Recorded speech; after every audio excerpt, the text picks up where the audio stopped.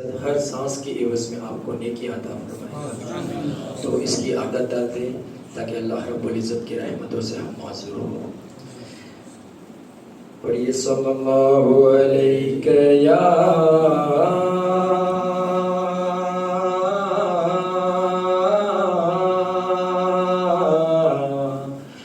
یا رسول اللہ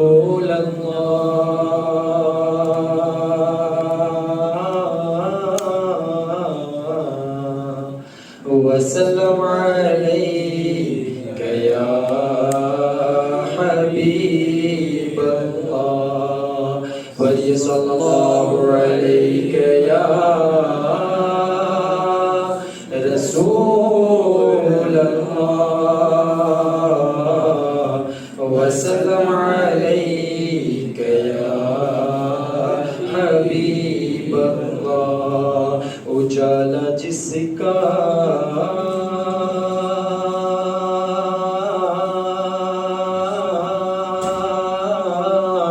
ہے دو جہاں میں، یہ میرے آقا کی روشنی ہے، اور انہی کے قدموں کی برکتوں سے یہ زندگی آج زندگی ہے، پر یہ صلی اللہ علیہ یا رسول اللہ وسلم علیک یا حبیب اللہ۔ ایک ساتھ مل کے پڑھنے کی کوشش کیجیے گا انشاءاللہ۔ حضور میری تو ساری بہار آپ سے ہے، حضور میری تو ساری بہار آپ سے ہے، میں بے قرار تھا، میں بے قرار تھا، میں بے قرار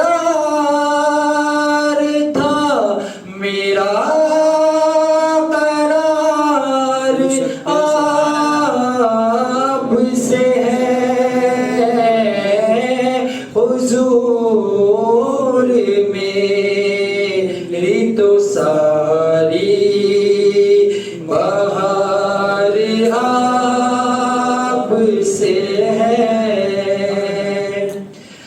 میری تو ہستی کیا ہے، میرے غریب نواز جو مل رہا ہے مجھے سارا پیار آپ سے ہے،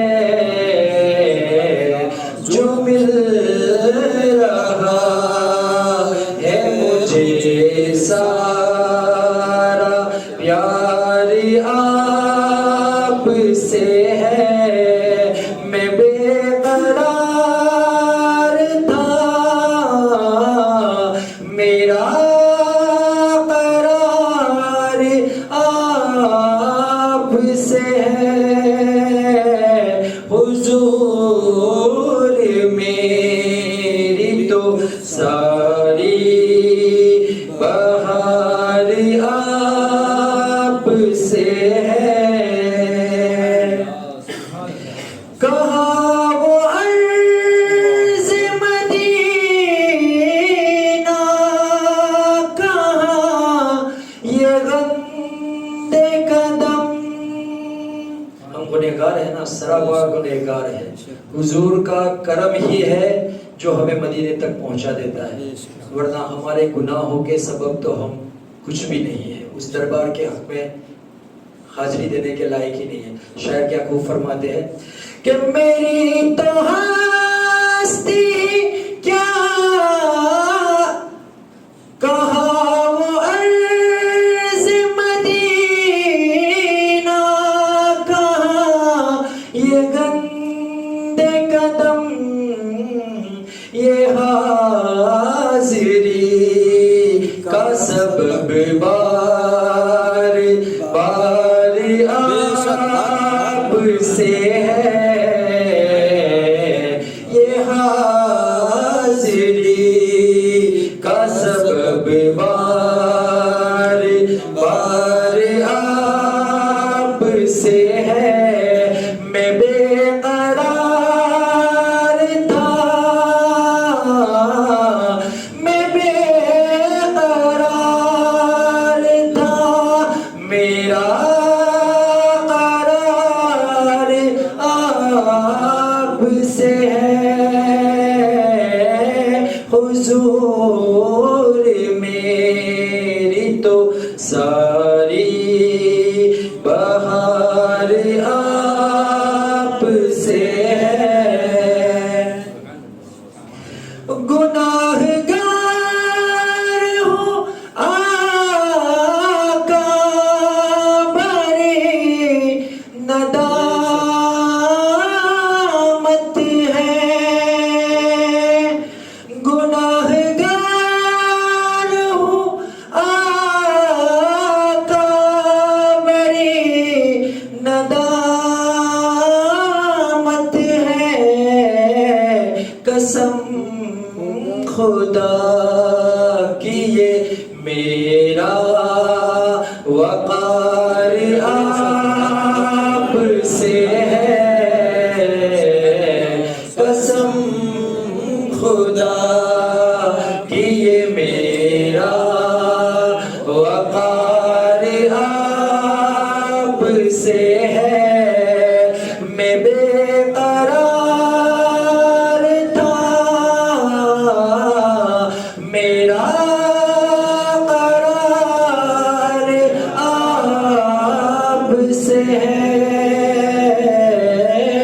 حضور میری تو ساری بہار آپ سے ہے۔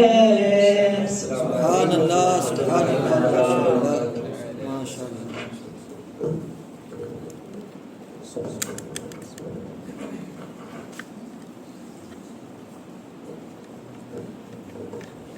السلام علیکم ورحمۃ اللہ وبرکاتہ۔ آقا کونین صلی اللہ تعالیٰ علیہ وسلم کے پیارے دیوانوں، آئیے سب سے پہلے ہمارا مل کر حضور سرور کائنات صلی اللہ تعالیٰ علیہ وسلم کے پاک بارگاہ میں درود و پاک کا ہتھیار پیش کرتے ہیں۔ الصلاۃ والسلام علیک یا رسول اللہ، الصلاۃ والسلام علیک یا رسول اللہ، الصلاۃ والسلام علیک یا حبیب اللہ، الصلاۃ والسلام علیک یا حبیب اللہ، صلی اللہ تعالیٰ علیہ وسلم۔ صلی اللہ تعالی علیہ وسلم۔ آقا کونین صلی اللہ تعالیٰ علیہ وسلم کے پیارے دیوانوں، حضرت خواجہ حسن بصری رضی اللہ تبارک و تعالیٰ عنہ ارشاد فرماتے ہیں کہ حضرت سمورہ رضی اللہ تبارک و تعالیٰ عنہ نے بیان کیا کہ نبی کریم صلی اللہ تعالیٰ علیہ وسلم ہمیں حکم فرماتے کہ ہم اپنے ماتحت لوگوں کو اور آپس میں ایک دوسرے کو سلام کریں۔ اور دوسری حدیث پاک میں آقا کریم صلی اللہ تعالیٰ علیہ وسلم نے ارشاد فرمایا کہ جب تم گھر میں داخل ہو تو اپنی گھر کی عورتوں کو اور مردوں کو اور باہر دوسرے لوگوں کو سلام کرو۔ سلام کیسے کرنا چاہیے؟ تو یاد رکھیے، یہاں پر ہماری اکثر غلطیاں ہوتی ہیں۔ بعض لوگ کہتے ہیں سلام علیکم، سلام علیکم، تو گرامر کے اعتبار سے یہ غلط ہے۔ السلام علیکم ہونا چاہیے، السلام علیکم۔ حضور فرماتے ہیں کہ جس نے السلام علیکم کہا اللہ رب العزت اسے 10 نیکیاں عطا فرماتا ہے۔ اور جس نے اس کے ساتھ ورحمت اللہ کہا اللہ رب العزت 20 نیکیاں عطا فرماتا ہے، اور جس نے اس کے ساتھ وبرکاتہ یہ کہا اللہ اسے 30 نیکیاں عطا فرماتا ہے۔ یہاں پر اکثر وبرکاتہ یا وبرکاتہ یعنی کہ ایسے الفاظ بولتے ہیں جو صحیح نہیں ہیں۔ تو سلام ہمیں کیسے کرنا ہے؟ السلام علیکم ورحمت اللہ وبرکاتہ، یہ سلام کا صحیح طریقہ ہے۔ اب دوسرے طریقہ ہمارے درمیان رائج ہوا ہے، جب ہم کہیں سے گزرتے ہیں تو کہتے ہیں کیم چھو، یہ غلط ہے، یہ نہیں کہنا۔ ہاں ہاتھ اٹھانا یہ ڈائریکٹ اسلام کا طریقہ نہیں ہے۔ سلام کرے السلام علیکم کیم چھو خیریت، یہ طریقہ ہے۔ سلام پہلے کریں، پہلے سلام کریں۔ حضور فرماتے ہیں کہ جس نے سلام سے پہلے تمہیں کوئی بھی چیز پوچھی اس کا جواب نہ دو۔ سلام کی اتنی تاکید ہے۔ لیکن ایک چیز یہاں پہ یہ بھی بتا دو، بہار شریعت میں بہت پیاری بات لکھی ہے، سلام جس سے کرے نا، جیسے میں انہیں سلام کرتا ہوں، مجھے ضروری ہے کہ میں دل میں نیت کروں کہ ان کی جان، ان کی عزت، ان کی آبرو، ہر چیز کی حفاظت مجھ پر فرض ہے۔ ان میں سے کسی بھی چیز میں دخل اندازی کروں تو یہ مجھ پر حرام ہے۔ یہ نیت کریں، اس کے بعد سلام کریں، یقین جانے کہ اللہ رب العزت دونوں کے دلوں میں محبت پیدا فرما دے گا۔ اس کے بعد ایسی محبت ہوگی کہ کوئی بھی اس محبت کو توڑ نہیں سکتا۔ یہاں پر بہت پیاری حدیث پاک بھی سنا دوں۔ یہ تو میں نے یہ کہا نا کہ نیت کریں ان کی جان اور مال۔ آج حدیث پاک سنیں، آقا کریم صلی اللہ علیہ وسلم نے ارشاد فرمایا کہ لوگوں تم پر تمہاری جان کی بھی حفاظت فرض ہے، تمہاری عزت کی بھی حفاظت فرض ہے۔ ہم لوگ یہ کہتے ہیں نا میری جان میری مرضی، میرا جسم میری مرضی، غلط ہے۔ اسلام کے طریقے سے یہ جملہ غلط ہے۔ یہ جان یہ عزت ہماری نہیں ہے، رب کی دی ہوئی ہے، امانت ہے ہمارے پاس، اس کی حفاظت ہم پہ فرض ہے۔ تو جب بھی سلام کرے سامنے والے کے بارے میں خیال کرے کہ اس کی عزت کی حفاظت مجھ پر فرض ہے۔ جب یہ نیت کرے گا یقین جانیے دل میں نہ کینہ ہوگا نہ بغض ہوگا، دل میں صرف اور صرف محبت ہے۔ ایک اور بات، کوئی شخص یہ کہے کہ بھائی ماں سلام پہلانے کہیں دے جو، مطلب میرا سلام فلاں کو پہنچا دینا، تو یہاں پر ہم اکثر ایک جملہ بولتے ہیں ہاں ضرور۔ اب تم نے لفظ ضرور بول دیا، اب تم پر ضروری ہے کہ تم اس کا سلام فلاں تک پہنچاؤ۔ ہاں اگر یہ کہا کہ انشاءاللہ میں پہنچا دوں گا، اب اگر چاہے ذہن سے بات نکل گئی نہیں پہنچا سکے تو گناہ نہیں ہوگا، لیکن یہ کہا کہ ضرور پہنچاؤں گا، انشاءاللہ نہیں بولا، اگر نہیں پہنچایا تو گنہگار ہوگا۔ اس لیے کیا کہنا چاہیے؟ ہاں انشاءاللہ ضرور کوشش کروں گا۔ یہ جب کہا جائے کہ فلاں کو سلام پیش کر دینا، اب جو سلام لے کر آئے، جیسے کہ کوئی شخص مجھے آ کر کہے کہ فلاں نے آپ کو سلام کہا ہے، تو اب میں سلام کیسے کہوں گا، اس کا جواب کیسے دینا ہے؟ تو جواب دیں گے وعلیک وعلیہ السلام، مطلب تجھ پر بھی سلامتی ہو اور جس نے سلام بھیجوایا ہے اس پر بھی سلامتی ہو۔ اس لیے کیا سلام کا جواب اس وقت کیا دیں گے؟ وعلیک وعلیہ السلام۔ یہ کب؟ جب کوئی شخص ہم تک سلام پہنچائے۔ تو یہ چند باتیں تھی سلام کے متعلق۔ انشاءاللہ تعالی امید کرتا ہوں کہ اب تمام حضرات اس پر عمل کریں گے اور ساتھ ہی ساتھ دوسروں تک پہنچانے کی کوشش کریں گے۔ اللہ رب العزت جو کچھ کہا اس پر عمل کرنے کی توفیق عطا فرمائے۔ اگر کوئی بات غلط زبان سے صادر ہوئی اور رب کریم اپنے فضل سے معاف فرمائے۔ السلام علیکم ورحمۃ اللہ وبرکاتہ۔ آئیے ہم جن کے انتظار میں بیٹھے ہیں حضرت علامہ مفتی سلیم صاحب مصباحی، انہیں دعوت دیتا ہوں کہ حضرت تشریف لائیں اور اپنے ملفوظات حسنہ سے ہمیں مالا مال فرمائیں۔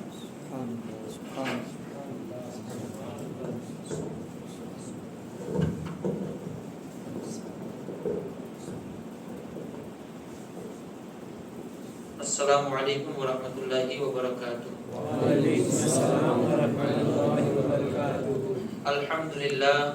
الحمد للہ الذی ابدع الافلاک والارضین والصلاة والسلام على من كان نبيا وآدم بين الماء والطين أما بعد فأعوذ بالله من الشيطان الرجيم بسم الله الرحمن الرحيم فصل لربك وانحر صدق الله العلي العظيم وبلغنا رسوله النبي الأمين المختار الكريم ونحن على ذلك لمن الشاهدين والشاكرين والذاكرين والحمد لله رب العالمين اور یا الصلاة والسلام علیک یا رسول اللہ الصلاۃ والسلام علیک یا رسول اللہ الصلاة والسلام علیک یا حبیب اللہ الصلاۃ والسلام علیک یا حبیب اللہ الصلاة والسلام علیک یا نور اللہ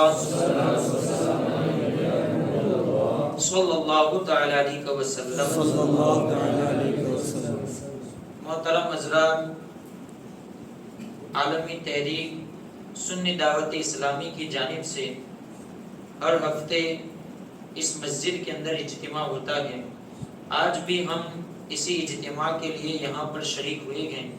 رب قدیر ہمارے یہاں آنے کو قبول فرمائے، مجھے حق کہنے، آپ تمامی حضرات کو حق سننے، ہم سب کو اس پر عمل کرنے کی توفیق عطا فرمائے۔ جیسا کہ آپ جانتے ہیں کہ قربانی کے ایام بہت ہی زیادہ قریب ہے، صرف ایک ہفتہ باقی رہ گیا ہے۔ میں مناسب سمجھتا ہوں کہ اس حوالے سے چند باتیں میں آپ کے سامنے پیش کرنے کی کوشش کروں۔ قربان، لفظ قربانی یہ لفظ قربان سے بنا ہے۔ قربان کا معنی کیا ہوتا ہے؟ مفسرین فرماتے ہیں کہ ما یتقرب به الی اللہ عز وجل من نسک او صدقۃ۔ قربان کہتے ہیں کہ اللہ رب العزت کا قرب جس طریقے سے ملے، چاہے جانور ذبح کرنے سے ملے، چاہے صدقہ کرنے سے ملے، جس طریقے سے بھی ملے، اس کو قربان کہا جاتا ہے۔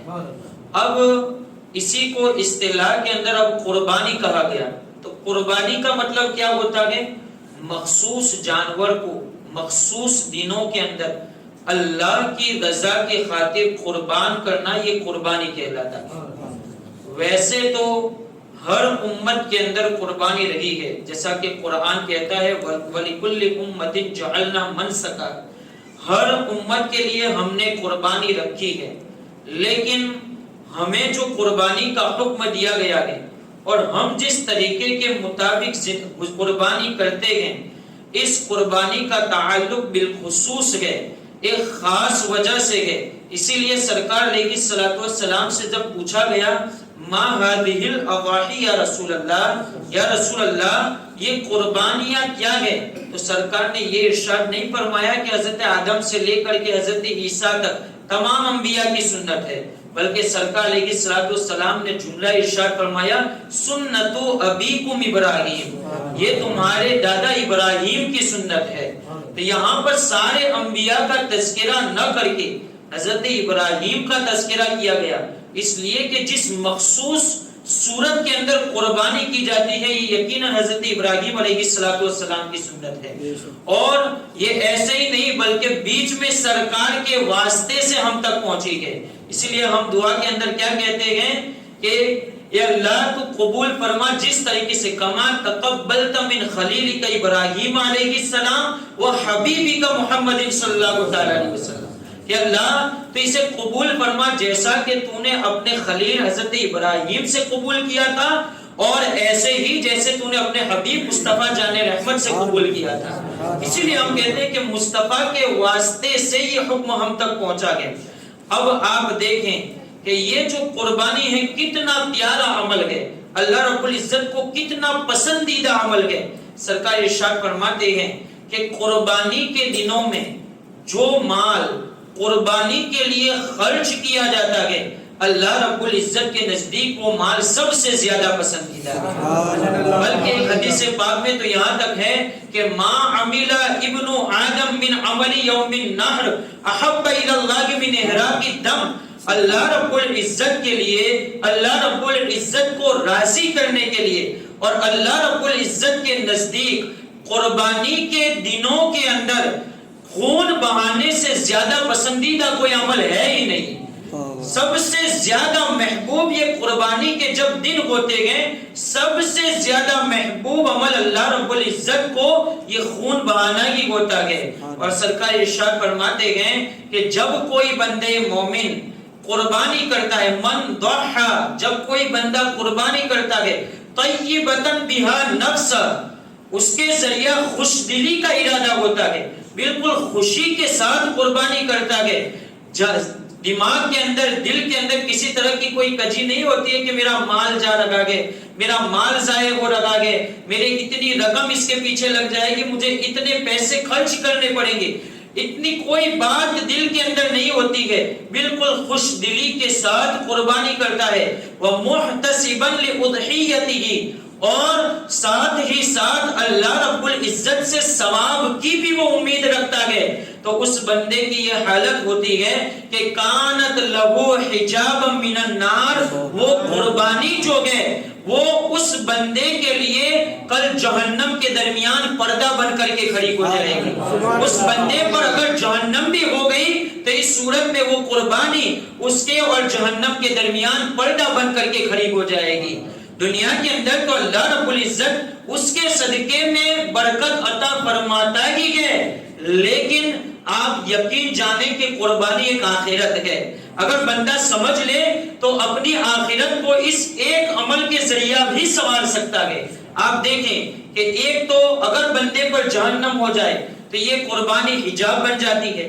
اب وہی قربانی کا جانور، اس کے جو بال ہوتے گئے، جو کھڑ ہوتے گئے، اور اس کے دیگر اعضاء کے حوالے سے احادیث کے اندر تفصیل آئی ہے کہ کل قیامت کے دن جب بندے کو ضرورت ہوگی تو اس کے یہ اعضاء، بال، کھور، سینگ، یہ کل نامہ اعمال میں، اور جب وزن کیے جائیں گے تو اس وقت یہ ساری چیزیں وزن کے اندر رکھی جائے گی، اور جس کی وجہ سے اس بندے کا پلڑا بھاری ہو جائے گا. جب وزن کیا جائے گا تب یہ معاملہ، اب جب وزن کیا گیا وہ اس امتحان میں کامیاب ہو گیا تو اب حالت یہ ہوگی کہ وہ جنت کی طرف چلے گا. تو اللہ رب العزت کی قدرت یہ کہ جس جانور کے سینگ بھی رکھا گیا، کھڑ بھی رکھا گیا، بال بھی رکھے گیا، اور وہی جانور جو گئے وہ بالکل اس کے لیے تیار کھڑا ہوگا. اور حالت یہ ہوگی کہ سرکار علیہ الصلوۃ والسلام نے ارشاد فرمایا کہ اقیموا ضحایاکم، اپنے لیے موٹے جانور پسند کرو جب قربانی کرو، اس لیے کہ فَإِنَّهَا عَلَى الصِّرَاطِ مَطَايَاكُمْ، اس لیے کہ یہ وہ جانور ہیں کہ کل قیامت کے دن جب تم جنت کی طرف جاؤ گے تو تمہارے لیے سواری بن کر کے کھڑے ہو جائیں گے.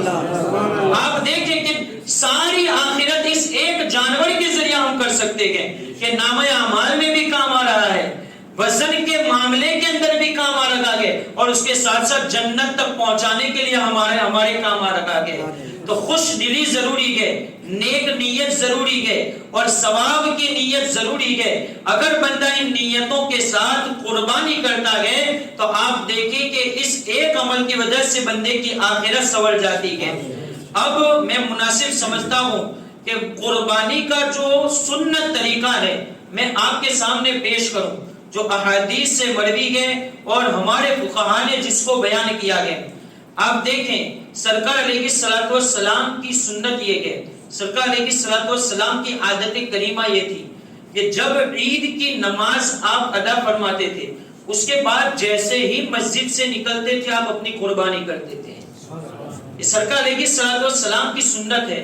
اس کی سب سے بڑی جو وجہ ہے وہ یہ بیان کی جاتی ہے کہ سرکار علیہ الصلوۃ والسلام کا یہ عمل اس وجہ سے تھا کہ جب لوگ نماز پڑھ کے باہر نکل رہے ہوں گے اسی وقت قربانی کا صحیح طریقہ ان تک پہنچ جائے. اس لیے سرکار علیہ الصلوۃ والسلام یہ عمل فرمایا کرتے تھے. حضرت علی فرماتے گئے کہ سرکار علیہ الصلوۃ والسلام نے قربانی کی جب تو سب سے پہلے ایک مینڈا ذبح کیا اپنی طرف سے اور دوسرا مینڈا ذبح کیا اپنی امت کی طرف سے. سرکار علیہ الصلوۃ والسلام نے اپنی ساری امت کی طرف سے ایک جانور ذبح کیا گیا. اسی لیے فقہا فرماتے گئے کہ اگر کسی کو استطاعت اللہ رب العزت نے دی ہو تو وہ سرکار علیہ الصلوۃ والسلام کی طرف سے بھی قربانی کرے اور ہو سکے تو مومنین کی طرف سے بھی وہ قربانی کرے.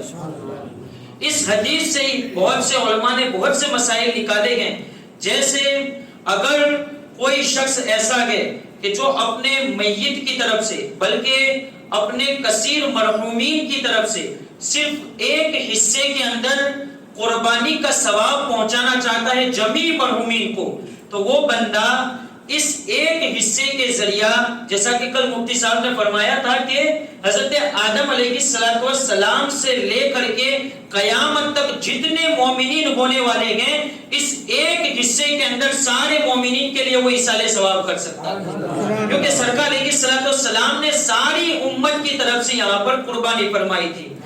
اب یہاں پر میں آپ کے سامنے امام اہل سنت کا بھی عمل رکھتا ہوں۔ امام اہل سنت فرماتے ہیں فقیر کا یہ عمل ہے، جب ان سے ایک سوال ہوا تھا اس کے جواب میں پہلے انہوں نے جواب دیا ہے اور پھر اس کے بعد اپنا عمل بھی بیان فرمایا ہے۔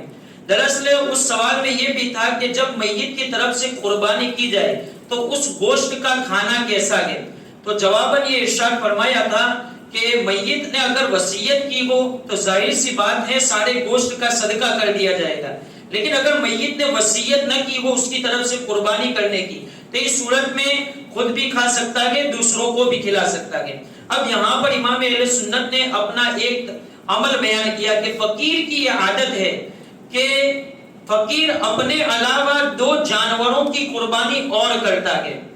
ایک جانور کو ذبح کرتا ہے سرکار علیہ السلام کی طرف سے، اور دوسرے جانور کو ذبح کرتا ہے اپنے والد کی طرف سے۔ یہ 2 جانور الگ سے ذبح کرتے ہیں اور فرماتے ہیں کہ جس جانور کو قربان کیا جاتا ہے کہ سرکار علیہ السلام کی طرف سے اس کا جتنا بھی گوشت ہوتا ہے سارا گوشت سادات کے اندر تقسیم فرما دیتا، سیدوں کے اندر تقسیم فرما دیتا، اور جو قربانی ہوتی ہے ان کے والد بزرگوار کی طرف سے تو ان کا یہ عمل ہے کہ جتنا بھی گوشت ہوتا ہے سارا گوشت فقیروں کے اندر تقسیم فرما دیتا۔ آپ دیکھیں کہ کتنا بہترین عمل ہے۔ تو ہم بھی اگر اپنے مرحومین کی طرف سے قربانی کریں، سرکار علیہ السلام کی طرف سے قربانی کریں تو چاہیں تو یہ بہت ہی بہترین عمل ہے، ہم اس پر عمل کر سکتے ہیں۔ تو بہرحال سرکار علیہ السلام کی سنت مبارکہ یہ تھی کہ جیسے ہی مسجد سے نکلتے تھے آپ اپنی قربانی فرمایا کرتے تھے۔ اب قربانی کے لیے جب قربانی کا جانور تیار ہو تو یاد رکھیں قربانی کے جانور کو پہلے کچھ چارہ کھلا دیا کریں، اس کو بھوکا ذبح نہ کریں، اور قصائی کو پہلے ہی کہہ دیں کہ بھائی لٹانے سے پہلے ہی تو چھری کو تیز کر لینا، لٹانے کے بعد تو چھری کو تیز نہ کرنا۔ سرکار علیہ السلام مستدرک حاکم کی حدیث پاک ہے، سرکار علیہ السلام کا گزر ایک جگہ سے ہو رہا تھا قربانی کے دنوں کے اندر، اور ایک نوجوان کو سرکار نے دیکھا کہ اس نے بکری کے شانے کے اوپر پاؤں رکھا ہوا ہے اور وہ اس طریقے سے چھری کو ذبح کر لگا گیا۔ تو سرکار علیہ السلام نے ارشاد فرمایا ہائے رے بربادی، تو یہ کیا کر رہا ہے، اس جانور کو تو کتنی مرتبہ موت دے گا، ایک تو نے لٹایا، اس کی وہ تکلیف برداشت کر رہا ہے، اس کی ہی نگاہوں کے سامنے تو چھری کو تیز کر رہا ہے، اس لیے یہ اور زیادہ تکلیف دہ بات ہے، اور پھر اس کو تو اور زیادہ تکلیف دینے والا ہے۔ اس لیے سرکار علیہ السلام نے یہ جملہ ہی ارشاد فرمایا کہ قربانی کو لٹانے سے پہلے ہی چھری کو تیز کر لیا کرو، یہ سرکار علیہ السلام کا جملہ ہے۔ تو ہمیں بھی چاہیے قربانی کو لٹانے سے پہلے ہی چھری کو تیز کروا لے، اس کو لٹانے کے بعد چھری کو تیز نہ کریں۔ یاد رکھیں کہ جانور کو تکلیف دینے کے بارے میں کل بھی آپ مفتی صاحب سے بات سن چکے ہیں، ایک بات میں بھی آپ کے سامنے پیش کرتا ہوں۔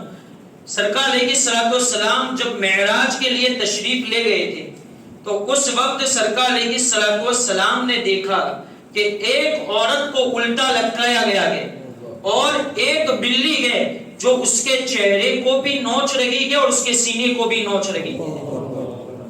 سرکار علیہ السلام نے پھر یہ جملہ بھی ارشاد فرمایا کہ دراصل یہ عورت دنیا کے اندر اس بلی کو قید کر کے رکھتی تھی، اس کو تکلیف دیا کرتی تھی۔ اللہ رب العزت نے یہ مقدر کر کے رکھا ہے کہ دنیا کے اندر اگر کسی جانور کو بلا وجہ اگر کوئی تکلیف دے گا تو کل قیامت کے دن اس جانور سے بدلہ دلوایا جائے گا۔ تو ہمیں بھی چاہیے جہاں تک ہو سکے، حضرت عمر رضی اللہ تعالیٰ کا گزر قربانی کرنے والے کی قریب سے ہوا، اب دیکھا کہ بکری کو لوگ باقاعدہ گھسیٹ لگے گئے. حضرت عمر رضی اللہ تعالیٰ عنہ نے یہ جملہ ارشاد فرمایا کہ لوگوں یہ تم کیا کر لگے ہو، جب بھی قربانی کرو تو اسے بہتر اور احسن اور نرم انداز کے اندر اس کی قربانی کیا کرو، بالکل نرمی کے ساتھ، اس کو کسی طرح کی کوئی تکلیف نہ پہنچے، اس کا ہمیں خاص خیال رکھنا ہے. تو چھری کو پہلے ہی تیز کر لیا جائے. اب جانور کو بائیں پہلو پر لٹانا ہے تو اور قبلہ کی طرف اس کا رخ کرنا ہے. تو بائیں پہلو پر لٹائیں گے تو کیا طریقہ ہو جائے گا، ادھر اس کا سر ہوگا اور ادھر پاؤں ہو جائیں گے. تو اس طریقے سے جانور کو لٹایا جائے گا. اب جو قربانی کرنے والا ہوگا وہ اپنا داہنا پاؤں جانور کے بائیں شانے پر، جو اوپر والا ہے بایاں پہلو، داہنا پہلو، اس پر رکھے گا اور پھر نیت کی جائے گی. اور نیت کے بعد جو ہے وہ جانور کو اللہ اکبر کہتے ہوئے، بسم اللہ اللہ اکبر کہتے ہوئے ذبح کیا جائے گا. تو یہ تو سنت طریقہ ہے. اب اگر کوئی مولوی صاحب نہیں بھی لڑائے نیت پڑھنے کے لیے تو بسم اللہ اللہ اکبر کہیں گے تب بھی آپ کی قربانی ہو سکتی ہے.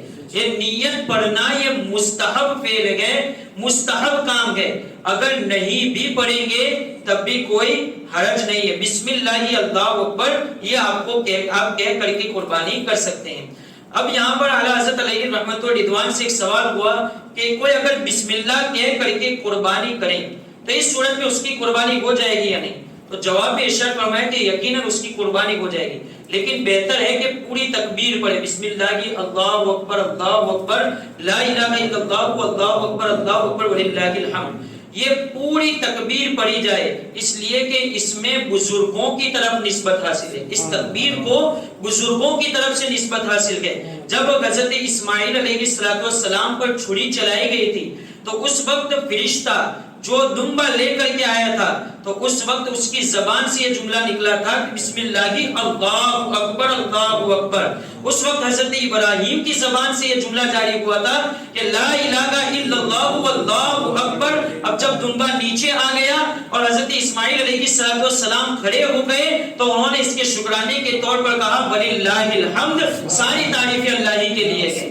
تو چونکہ اس تکبیر کو بزرگوں سے نسبت حاصل ہے اس لیے ہمیں اس تکبیر کے ساتھ ہی قربانی کو کرنا ہے. اور جب بھی ہماری قربانی کی جائے بہتر تو یہ ہے کہ جس کی طرف سے قربانی ہے وہی اس جانور کو ذبح کرے، یہ بہتر ہے. اور اگر نہ جانتا ہو تو دوسرا بھی، جیسے عام طور پر ہمارے یہاں رواج ہے، کر سکتے ہیں، اس میں کوئی حرج کی بات نہیں ہے.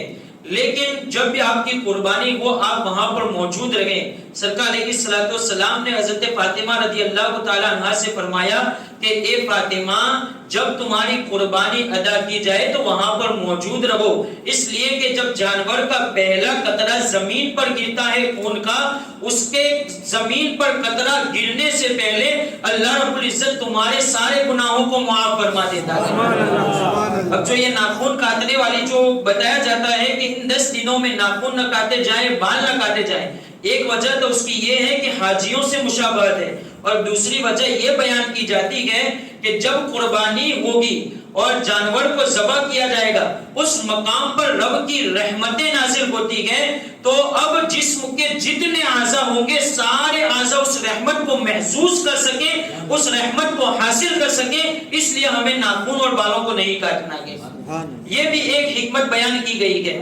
تو اب یہاں پر ایک مسئلے کی یہ بھی وضاحت کرتا چلوں کہ جو عمومی طور پر یہ مسئلہ تو ہم جانتے ہی ہیں کہ ان 10 دنوں کے اندر ہمیں نہ ناخن کاٹنے گئے نہ بال کاٹنے گئے، لیکن اگر اتفاق اس طور پر ہوا ہو کہ ہم نے 1 مہینے 31 دن پہلے سے بال کاٹے ہی نہ ہو، اب یہ 10 دن آ رہے ہوں تو دیکھیں 10 ملا کر کے 40 دن ہو رہے ہیں، تو 40 دن تک اگر ناخن نہ کاٹے جائیں اور بال نہ کاٹے جائیں، جسم سے بال نہ اتارے جائیں، یعنی جسم کے جو جن بالوں کا اتارنا ضروری ہے ان بالوں کو نہ اتارا جائے تو اس صورت کے اندر بندہ گنہگار ہو جاتا ہے. تو یہ تو بالوں کو اتارنا نہ اتارنا اور ناخن نہ کاٹنا یہ تو ایک مستحب کام ہے. اس مستحب کام کی وجہ سے گناہ اپنے سر پر نہیں لیا جائے گا. تو اگر کسی کے 40 دن ہو رہے ہوں تو اس کے لیے حکم یہ ہے کہ وہ منہ زیر ناف کے نیچے کے جو بال ہیں وہ بھی اتار دیں اور بغل کے نیچے کے جو بال ہیں وہ بھی اتار دیں, اپنے ناخن بھی کاٹ لیں. اگر 40 دن نہ ہو رہے ہو تب تو اس کے لیے مستحب یہی ہے کہ وہ بالوں کو نہ نکالیں. تو یہ تھے قربانی, یہ تھا قربانی کا سنت طریقہ. اب یہاں پر میں آخری مسئلہ یہاں پر ذکر کر دیتا ہوں, پھر اپنی گفتگو کو مکمل کرتا ہوں. ہمارے یہاں یہ بیان کیا جاتا ہے, بہت سے لوگ عوام کے اندر یہ غلط فہمی مشہور ہے کہ زوال کے وقت کے اندر قربانی نہیں ہو سکتی ہے. بہت سے لوگ اس کو منع کرتے ہیں. یاد رکھیں, اس قاعدے کو ہمیشہ یاد رکھیں کہ زوال کے وقت کے اندر صرف سجدے والی عبادت کرنا منع ہے اور قرآن کی تلاوت کرنا مکروہ ہے. صرف ان دو کاموں سے روکا گیا, سجدے والی عبادت اور قرآن کی تلاوت, اور قرآن کی تلاوت کو مکروہ قرار دیا گیا ہے. اس کے علاوہ جتنے بھی سارے اچھے کام ہیں وہ کر سکتے ہیں, اس لیے وظیفے کی بھی اجازت دی گئی ہے. بہت سے لوگ نکاح کے معاملے میں بھی یہی کہتے ہیں کہ زوال کا وقت ہونے والا ہے, جلدی سے نکاح پڑھ لوں. حالانکہ زوال کے وقت کے اندر بھی نکاح پڑھنا یہ صحیح ہے. اسی طریقے سے زوال کے وقت کے اندر قربانی کرنا بھی صحیح ہے, اس میں کوئی حرج کی بات نہیں ہے. ایسا بھی نہیں ہے کہ مکروہ تنزیہی ہے, ایسا بھی نہیں ہے, کسی قسم کی کوئی کراہت نہیں ہے, آپ بلا کراہت قربانی کر سکتے ہیں. اور دوسرا ایک مسئلہ کہ کافروں کو قربانی کا گوشت دے سکتے ہیں یا نہیں. تو اس حوالے سے امام اہل سنت نے فرمایا ہے کہ جو غنی ہو اس کے لیے, یعنی جو مالدار اپنی طرف سے قربانی کرتا ہو, تو جب سارے مسلمان بھائی مستحق ہیں تو اس کو کیسے روا ہو سکتا ہے کہ وہ کسی کافر کو گوشت دے. یہ امام اہل سنت نے فرمایا. ہاں, اگر کسی کے یہاں کوئی کام کرنے والا ہے جو غیر مسلم ہے اور اس کو بطور انعام تھوڑا سا حصہ دینا چاہتا ہے یا اجرت کے طور پر کہ آج میں تجھے تیری پگار, تیرا پگار نہیں دوں گا, یہ پگار میں سے تیرا اتنا حصہ کاٹ لوں گا, اور اس کو اتنی اس کے عوض کے اندر تھوڑا سا گوشت دے دے, تو سرکار مفتی اعظم ہند علیہ رحمت الرحمان فرماتے ہیں کہ چونکہ یہ جو دینے والا ہے اپنے ہی فائدے کے اندر اس کو استعمال کر رہا ہے تو اس کے لیے دینا جائز ہے. یہ ایک مسئلہ. اب اعلیٰ حضرت سے سوال ہوا کہ پھر تو اوجڑی جو ہے اور آنتے جو ہیں اور اس قسم کے جو حصے ہمارے لیے کھانا حرام ہے, جو غلیظ ہوتے ہیں, تو کیا وہ غیر مسلموں کو دے سکتے ہیں یا نہیں؟ تو سرکار اعلیٰ حضرت نے بڑا پیارا جواب ارشاد فرمایا کہ ہم ان کو دے سکتے ہیں, الخبیثات للخبیثین والخبیثون للخبیثات. یہ سرکار ادب کے سخن کی شاہی, تم کو رضا مسلم, جس سمت آ گئے وہ سکے بٹھا دیے. ومالین البلاغ. السلام علیکم.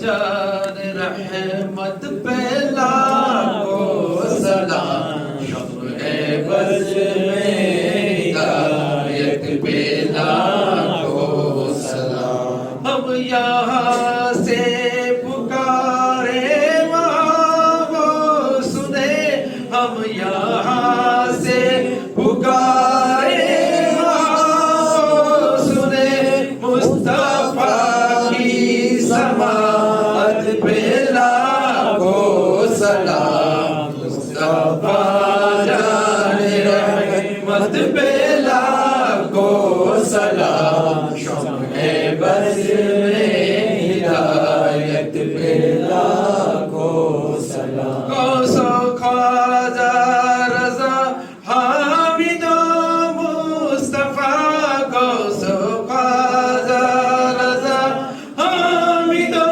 مصطفیٰ, پنجے گنجے ولایت پہ لاکھوں سلام. مصطفیٰ جان رحمت پہ لاکھوں سلام, شمع بز میں ہدایت پہ لاکھوں سلام.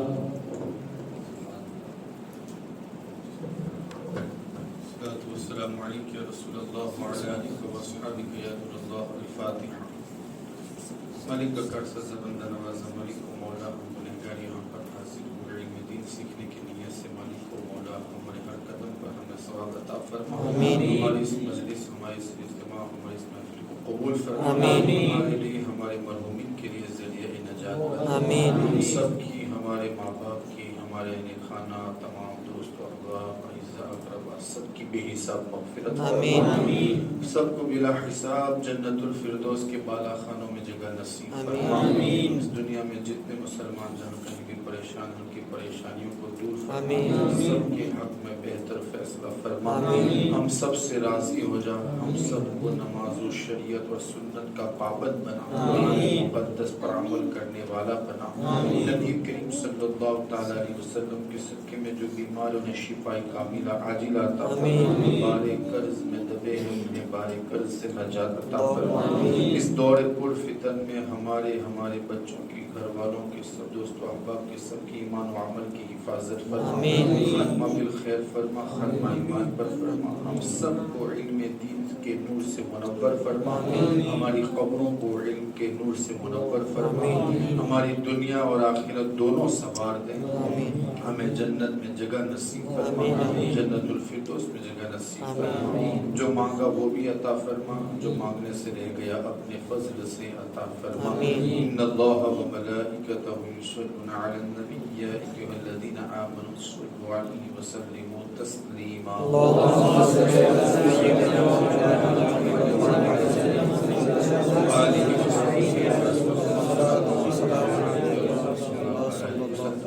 سبحان ربك رب العزة عما يصفون وسلام على المرسلين